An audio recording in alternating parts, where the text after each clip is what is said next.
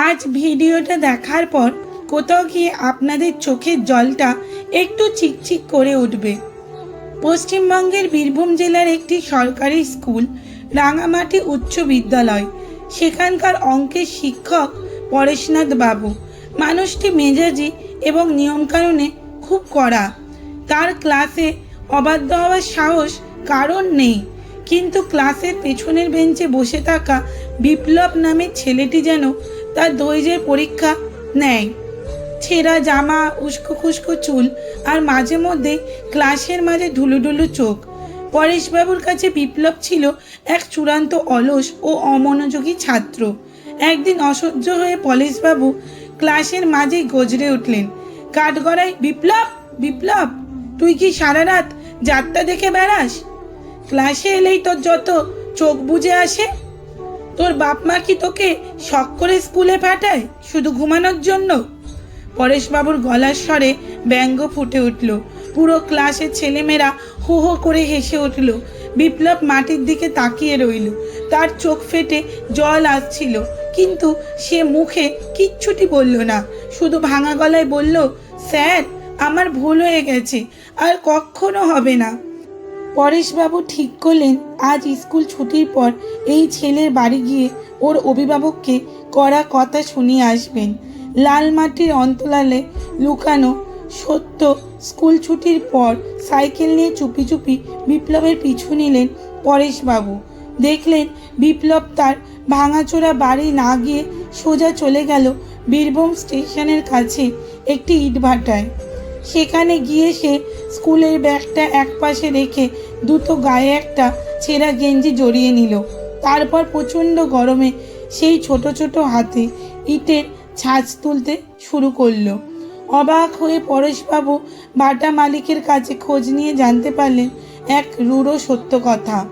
বিপ্লবের বাবা বছরখানেক আগে যক্ষ্মায় মারা গেছেন। ওর মা অসুস্থ, অন্যের বাড়িতে কাজ করতে পারেন না। বাড়িতে দুই ছোট বোন আর অসুস্থ মায়ের মুখে অন্ন তুলে দিতে বিপ্লব রাত জেগে স্টেশনের মালবয় আর বিকেলে ইটভাটায় খাটুনি দেয়। এই হাড় ভাঙা খাটুনির ফাঁকেই ও ভোরবেলা একটু পড়ার সময় পায়। পরেশবাবুর সাইকেলটা যেন আর এগোতে চাইল না। তিনি বুঝলেন যে ছেলেটিকে তিনি অলস ভেবে অপমান করেছেন, সে আসলে এই বয়সেই একটি গোটা সংসার নিজের কাঁধে টেনে নিয়ে যাচ্ছে। পরের দিন ক্লাসে পিনপতন নীরবতা। পরেশবাবু ক্লাসে ঢুকে সরাসরি পেছনের বেঞ্চে গিয়ে বিপ্লবের হাত ধরলেন। তারপর তাকে ক্লাসের সামনে এনে দাঁড় করালেন। সবাই ভাবল আজ বিপ্লবের কপালে বড় লাঞ্ছনা আছে, কিন্তু সবাইকে চমকে দিয়ে পরেশবাবু ক্লাসের সবার সামনে বললেন, বিপ্লব, কাল তোকে আমি অনেক কড়া কথা বলেছি, কিন্তু আজ স্বীকার করছি, আমি অঙ্কের শিক্ষক হয়েও জীবনের আসল অঙ্কটা বুঝতে ভুল করেছিলাম। তুই এই ক্লাসের সবচেয়ে শক্তিশালী ছেলে।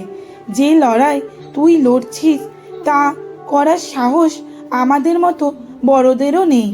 পরেশবাবু পকেট থেকে নিজের কলমটি বের করে বিপ্লবের পকেটে গুজে দিলেন এবং ঘোষণা করলেন, আজ থেকে বিপ্লব আর ভাটায় কাজ করবে না। ওর পড়াশোনা আর ওর মায়ের ওষুধের দায়িত্ব আমার। ও যদি সুযোগ পেয়ে নিজের ভাগ্য বদলাতে না পারে, তবে শিক্ষক হিসেবে সেটা হবে আমার সবচেয়ে বড় ব্যর্থতা। মানুষের বাহ্যিক আচরণ দেখে তার ভেতরের লড়াই বিচার করা অসম্ভব। একজন প্রকৃত শিক্ষকের কাজ শুধু সিলেবাস শেষ করা নয়, ছাত্রের জীবনের কঠিন সময়ে তার পাশে পাহাড়ের মতো দাঁড়ানোরও। দারিদ্র্য কখনো মেধার বাধা দিতে পারে না, যদি পেছনে সঠিক মানুষের একটুখানি অনুপ্রেরণা আর সাহায্য থাকে। বিপ্লব সেদিন কেঁদেছিল ঠিকই, কিন্তু সেই চোখের জল ছিল কৃতজ্ঞতার। কয়েক বছর পর সেই ছেলেই যখন সিউড়ি জেলা থেকে উচ্চ মাধ্যমিকে মেধা তালিকায় জায়গা করে নিল, তখন বীরভূমের লাল মাটিতে দাঁড়িয়ে পরেশবাবু সগর্বে বলেছিলেন, ও আমার ছাত্র। কলমে সুষমা বাগ প্রদান। লেখাটি কেমন লাগলো অবশ্যই জানাবেন। লেখাটি যদি ভালো লেগে থাকে তাহলে লাইক, কমেন্ট ও শেয়ার করার অনুরোধ রইল। আর হ্যাঁ, আপনাদের মূল্যবান মতামতটি কমেন্টে জানাতে কিন্তু একদমই ভুলবেন না। এরকম আরও লেখা পেতে যদি ইউটিউব থেকে দেখেন তাহলে আমার চ্যানেলটি সাবস্ক্রাইব করবেন এবং ফেসবুক থেকে দেখলে আমার পেজটি ফলো করে দেবেন। ধন্যবাদ। নমস্কার।